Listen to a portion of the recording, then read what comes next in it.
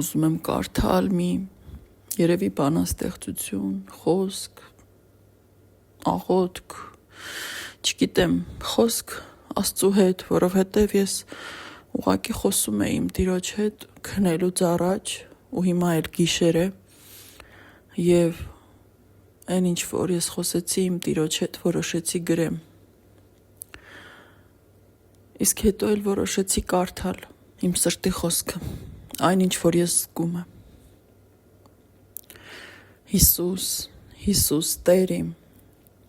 դու եկար այս աշխարհ ինձ համար, Հիսուս սիրելիս, սեր իմ, ապրեցիր որպես մարդ ինձ համար, դու խաչին բարձրացար ինձ համար, քո սիրով իմ հանդեպ անսահման, քո արյամբ եմ փրկված սիրելի Տեր, քո կյանքով եմ գնված պաշտելի Տեր, ու հիմա ոտքերի տակ խոնարհված իմ Տեր, ասում եմ քոնն եմ ես, սիրտս եմ քեզ տալիս սիրելիս,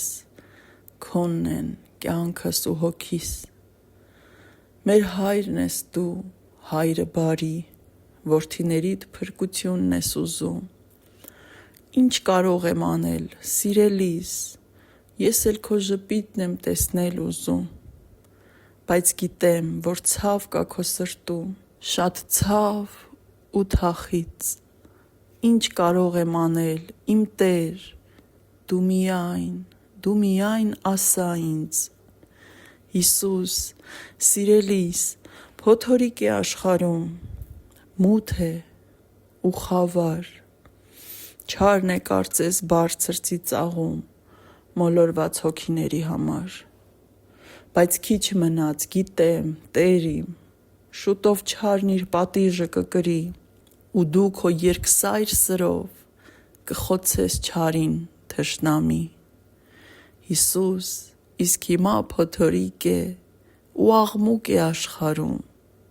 ու քո ձայնը որ տուն է կանչում, քչերն են լսում, Հիսուս, հիշում ես օրը այն, երբ խաչին բարձրացար մեզ համար, սիրո արցունքներդ հոսում էին, խառնված արյանդ կենարար, Հիսուս, հիշում ես օրը այդ, իմ սեր, իմ Տեր դու բարի, քո սիրելի զավակների համար խաչին գանվեցիր, կյանքդ տվեցիր,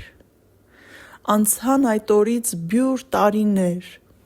և եկան օրերը վերջին, երբ ձայնում ես, կանչում ես փոթորկի մեջ, թե ժամն է հասել տուն դարձի, փոթորկի մի կողմում կանգնել ես դու, ցավը սրտումդ, արցունքն աչքերիդ, որ այդ աղմուկի մեջ չեն լսում քո ձայնը զավակներդ սիրելի,